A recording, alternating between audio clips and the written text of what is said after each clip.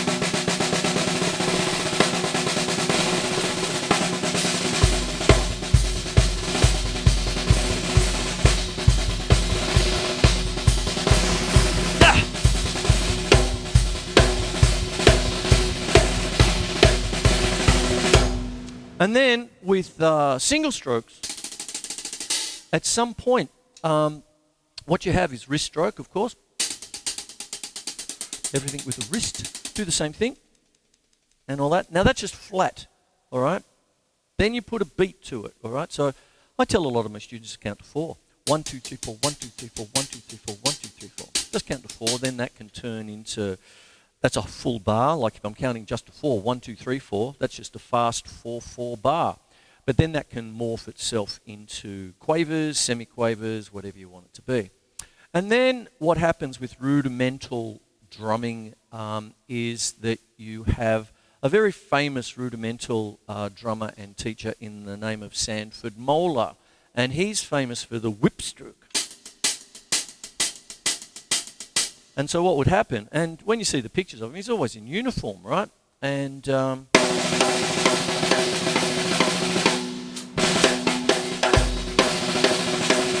there's always that whip on him. Not to be confused with cool whip. Cool whip. Wow. That was for Ron Smith out there. Cool whip. So there's your whip stroke.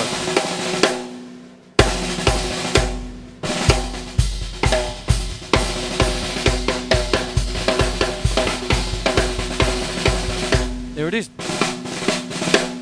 There's a whipping, whipping post. Frank Zappa reference, sorry. So that's what goes on, you see.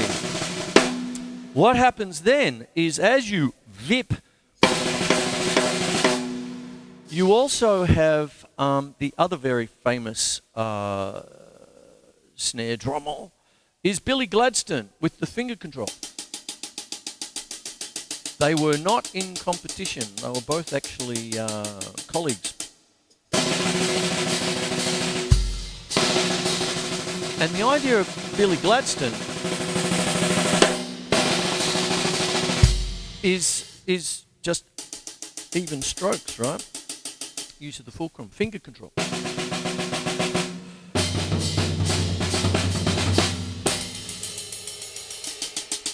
That kind of thing there. And what happens is, even if you're doing molar technique,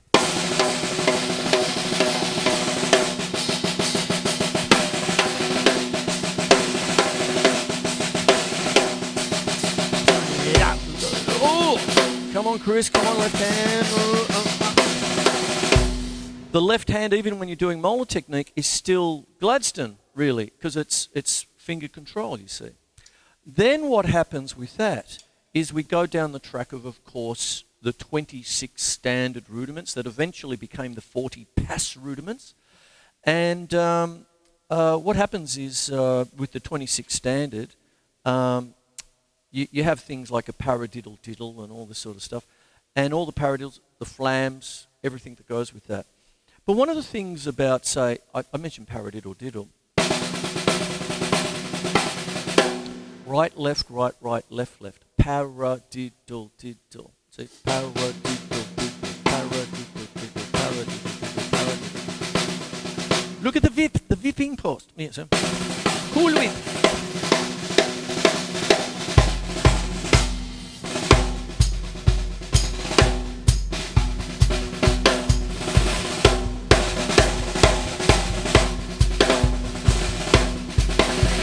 Then you have measured rolls, you see. What starts to happen with measured rolls, I haven't finished with the paradiddle diddle yet, but what it is that you've got right, left, left, right, left, left, left, and you've got that whip coming in, you see. So, and what I just played then was a step off, okay? So it used to be just called 2-3s, right? You can do it as a press. Then you're off.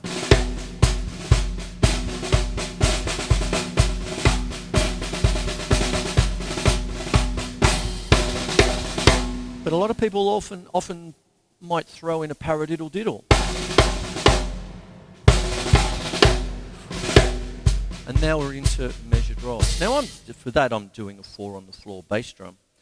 But when you know, marching down Swanson Street, it's 4 on the chest, isn't it, really? You know, that kind of thing. I used to be up the back with dear Ron. Ron was often the bass drummer. You know, come on, drummer, give me a good beat. There you go. He was such a great man. And so what happens is you get that. Right? Always remember that the hi-hats were around before the pedal. So you would have the typical cymbals with the leather strap, and it'd be psh, psh, psh. So this sound, which we call splash hats now, and then later on, you'd be doing that psh, psh, psh, psh, psh, psh, psh, psh, psh, like that, whoosh, whoosh. So it'd be.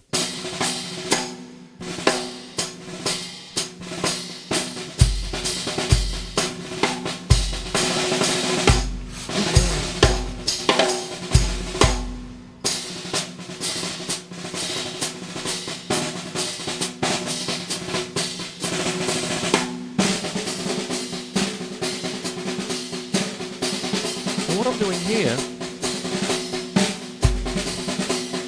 because I've got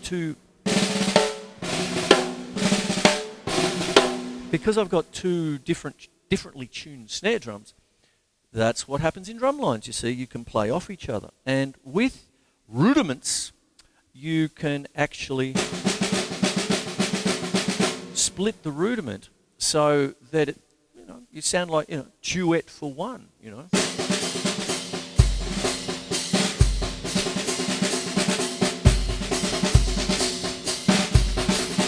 Press something, press something.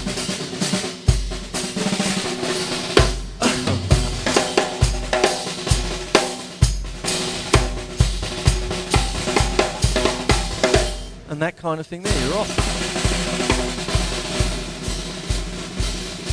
press, double, single.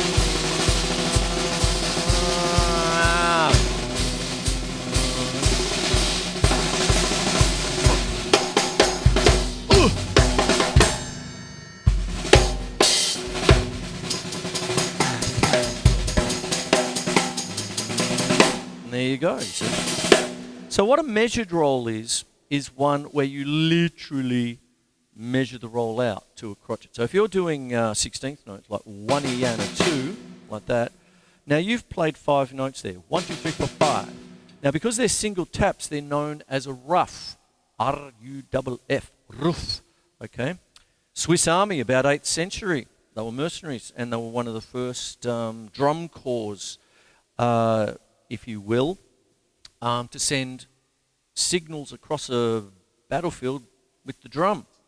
You couldn't do it if you were the cavalry because you'd scare the bejesus out of the horses, and that's how the bugle. You could do it one-handed, you see, that sort of thing. But the poor old infantry, they would all be measured rolls, you see. So.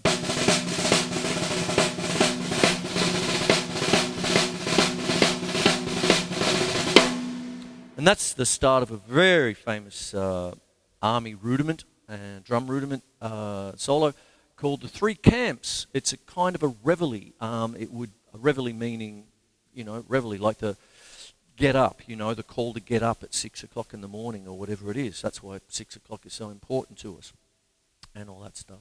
So what happens is that you measure your strokes. So as I said, when you do a single stroke roll, 1, 2, 3, 4, 5, that's a 5-stroke roll. But if you were to double, so you get 2, 4, 6, 8, 9. So you get, if you do the 1 E and a 2, 1 E and a 2, but then you double everything except for the 2, that's a 9-stroke roll. Okay, so you have ruffs and rolls, you see, and they're all related, you see. See?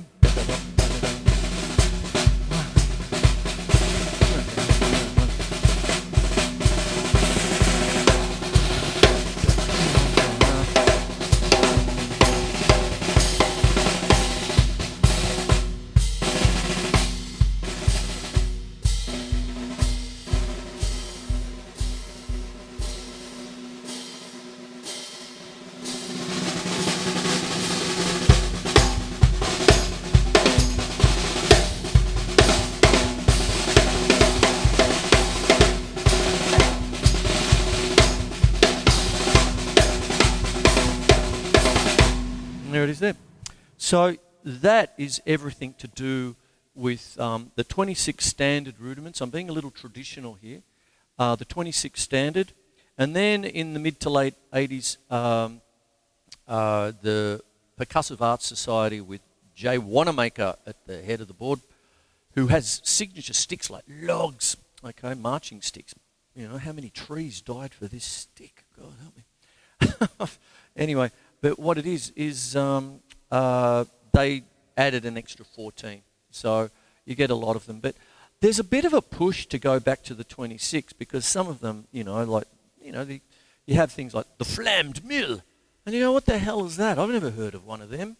That kind of thing. And then it's a reverse paradiddle with a flam at the start. Okay, fine. Why do you call it a mill? That kind of thing.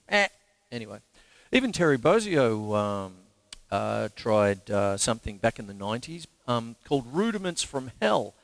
And he would add little bibs and bobs to the rudiments and stuff. He came up with one little thing called a fliddle and all that sort of stuff. And if you can say it, you can play it. It's mnemonic, okay? So that's where we get paradiddle in the first place.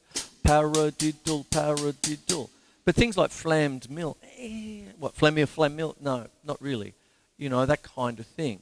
So anyway, I'm not hanging. I revere these rudiments, sort of thing. But sometimes what happens is you want to be able to fall down that track of if you can say it, you can play it, that kind of thing. Now, I'm going to keep on going a little bit with this. I did really just want to do a half hour tonight, but I'm already at 25 minutes past 6 there, and so I'm going to keep on going because I've got a little bit more that I want to do. I've talked about the rudiments and all this stuff. And I'm really keeping it pretty much to the press, double, single, double, press, double.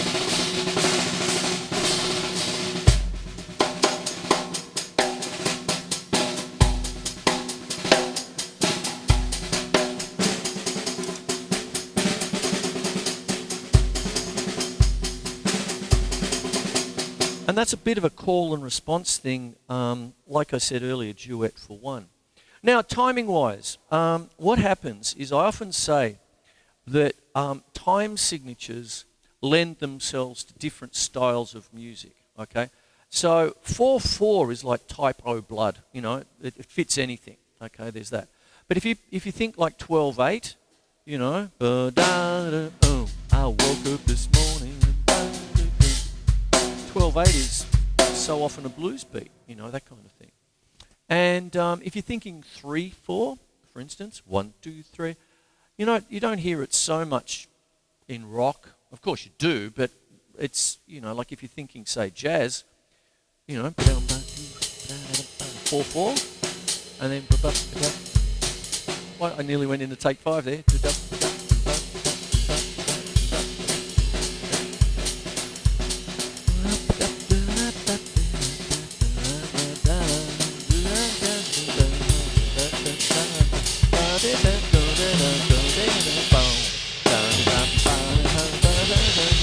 Elton Jones, John Coltrane, My Favourite Things. That was a kind of a hit single when it came out. Oh, it was amazing. Anyway, there you go. But when you're talking about marching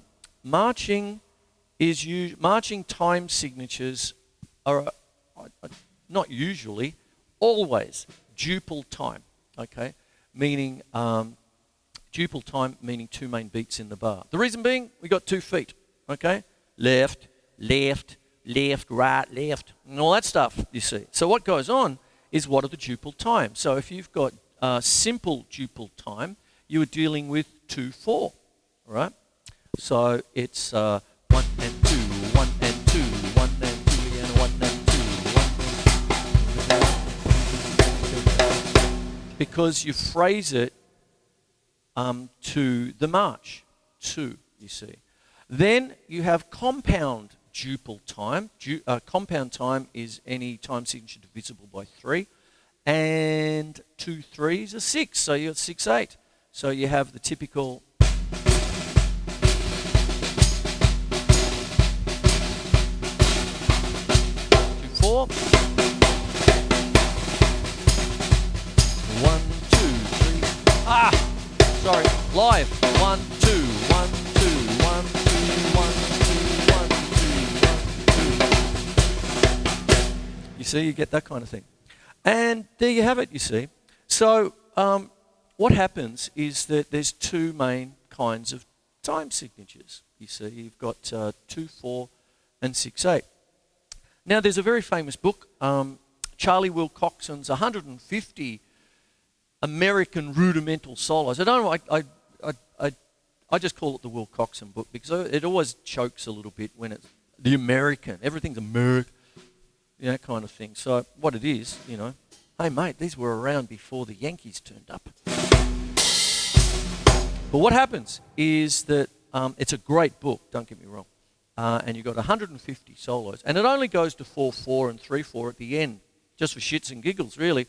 But what goes on is the whole book is set up. You get 10 solos in 2/4, then 10 solos in 6/8, 10 solos in 2/4, 10 solos in 6/8, and it just keeps on going. The only way you can get through that book, the way that I did it, was I would literally just leave that book on the stand, on my music stand, and I'd come home from work, or I'd come home from teaching, or whatever it was, and I would literally play 4 solos while the kettle's boiling for a cup of coffee or something, and then I'd turn the page and leave it there, and then I'd go off, and then I'd do the next 4, and then the next 4, and I chipped away at it. If I went at it and tried to do the whole 150 every day, you know, that kind of thing, without anything else, I'd be like that, you know, that kind of, I'd be a bit cockeyed, you know. So what you want to do is split it up with your other stuff. And one of the great things that you can do with this is start to incorporate, your bass drum. Okay.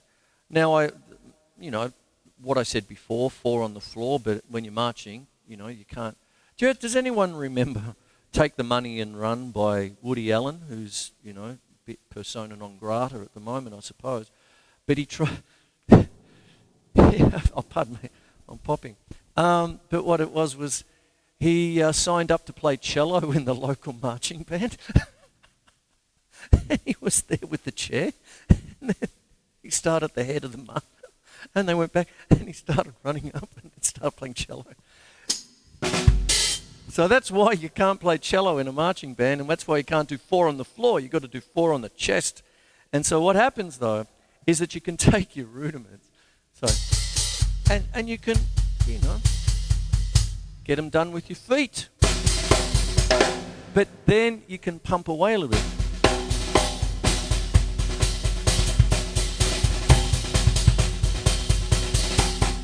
Now that's my left boot actually straddling the 2 pedals with the hi-hat and the bass drum, and that's my left side with my right hand. So it's got a diagonal coordination there. And so in between I put in the right boot, that kind of thing there. How am I going for time? I'm all right. Ooh, I'm over now. Anyway.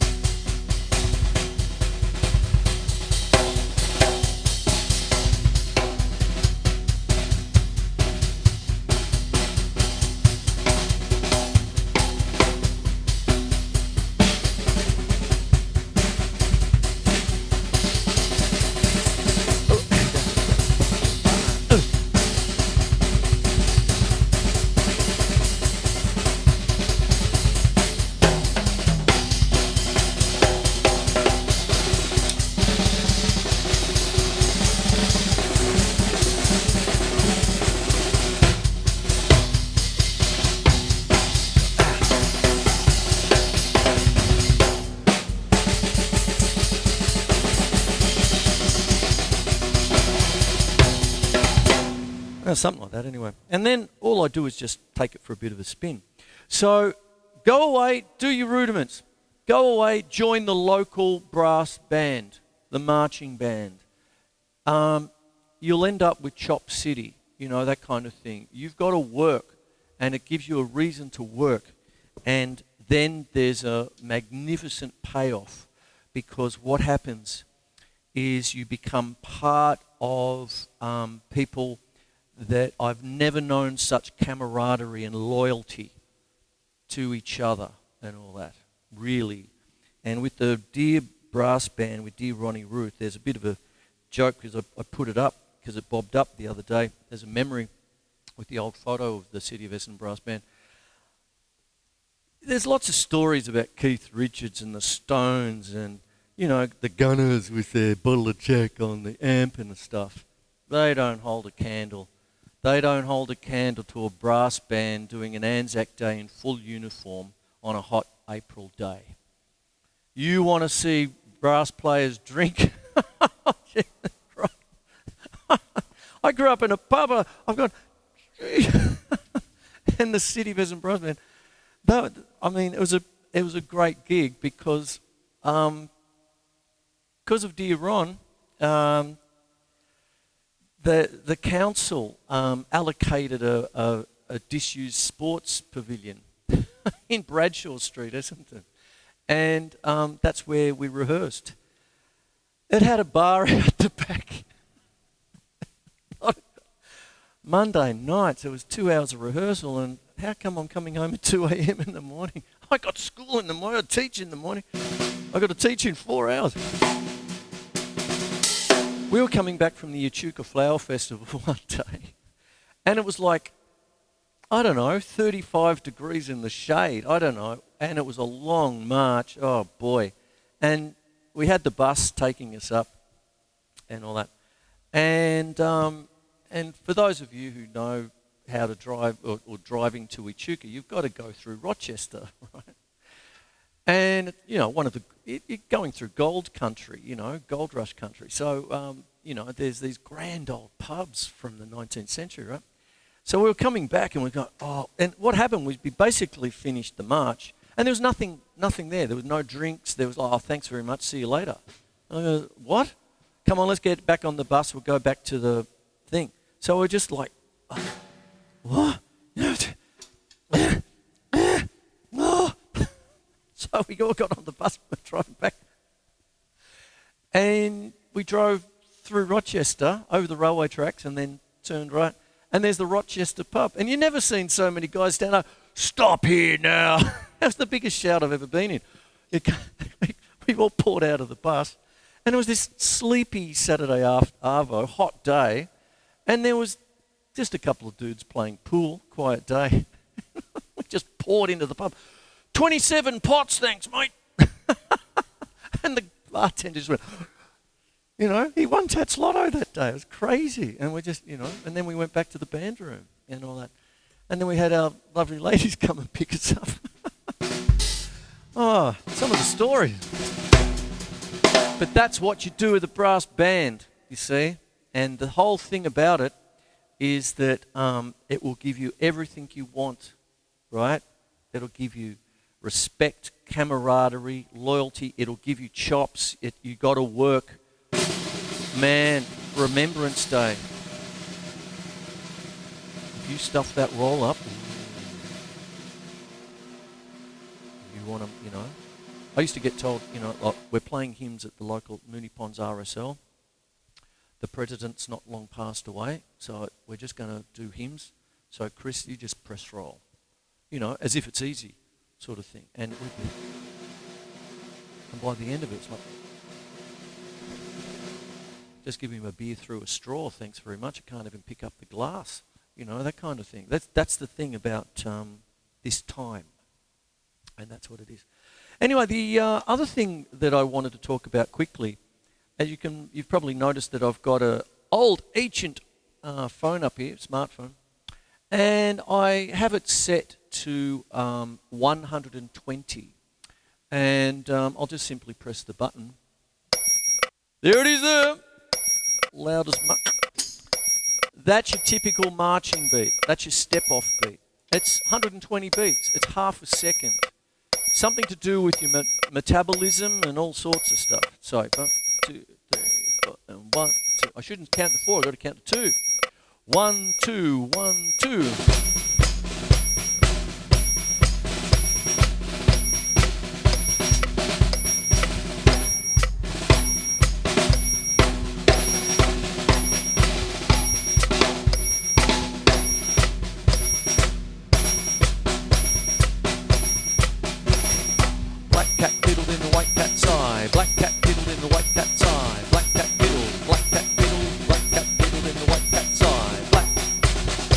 Famous old one.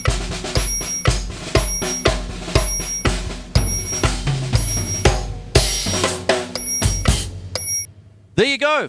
Got an automatic there, you see. So there it is there. So what I just did then was Black Cat. Oh, you know, if you got a couple of ring-ins from another thing and you haven't had time to work out a sequence, as they call them, and all that, what generally happens is you just say, oh, I'll just do Black Cat. Black cat piddled in the white cat's eye. Black cat piddled in the white cat's eye. Black cat piddled, black cat piddled, black cat piddled in the white cat's eye.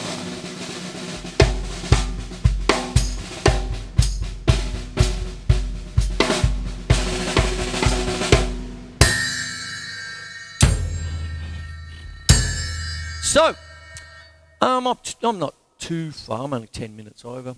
And that's what it is. So this is why we do what we do. And this, apart from the centenary itself in 2015, and the whole reason why we do it, because of Gallipoli in 1915, and everything, of which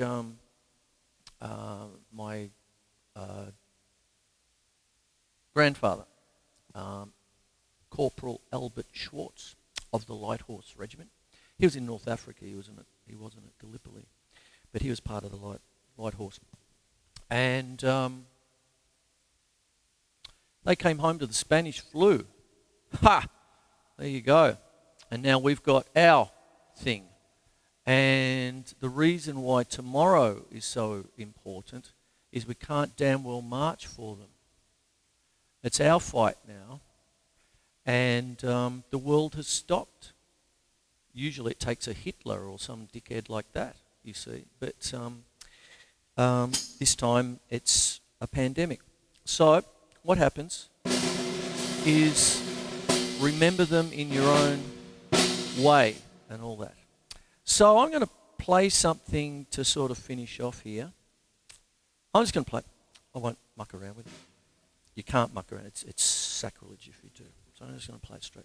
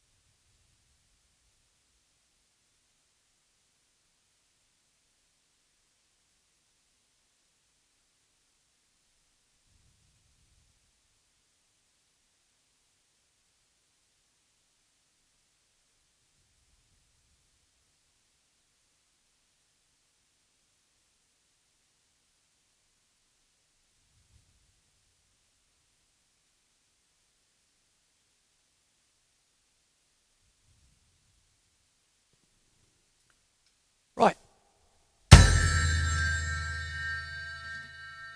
Thank you for watching. My name's Quinlan. This is Melbourne Musos Facebook Live. And lest we forget,